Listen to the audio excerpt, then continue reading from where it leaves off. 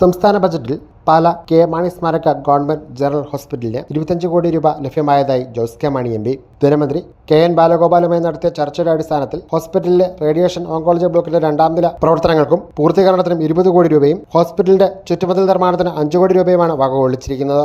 Radiation oncology ബ്ലോക്കിന്റെ 1ാം ഘട്ട നിർമ്മാണത്തിനായി പ്രാദേശിക വികസന ഫണ്ടിൽ നിന്നും 2.45 കോടി രൂപ അനുവദിച്ചിരുന്നു. ആറ്റമിക് എനർജി റെഗുലേറ്ററി ബോർഡിന്റെ നിർദ്ദേശപ്രകാരം റേഡിയേഷൻ മെഷീൻ സ്ഥാപിക്കാൻ ആവശ്യമായ കെട്ടിടവും മറ്റ് അനുബന്ധ പ്രവർത്തനങ്ങൾക്കുമായിട്ടാണ് തുക അനുവദിച്ചിരിക്കുന്നത്. ഇതിന്റെ നിർമ്മാണ പ്രവർത്തനങ്ങൾ അവസാന ഘട്ടത്തിലാണ്.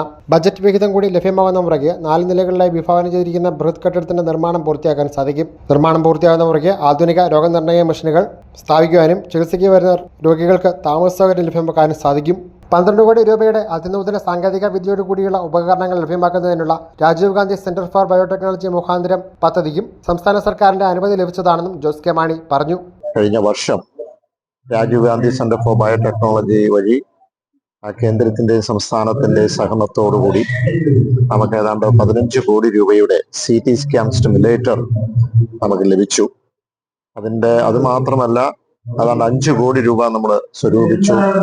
ഒരു പാർലമെന്റ് അംഗം എന്ന നിലയ്ക്ക് പ്രാദേശിക വികസന ഫണ്ടായിട്ട് നമ്മൾ 2.5 കോടി രൂപ കൊടുക്കുകയും അതിന്റെ കൂടത്തിൽ മുനിസിപ്പാലിറ്റി ജില്ലാ പഞ്ചായത്തും ഓരോ കോടി രൂപ വിട്ട് 5 കോടിയോളം ഏകദേശം അതിന്റെ നിർമ്മാണ പ്രവർത്തനം നടന്നു വരികയാണ്.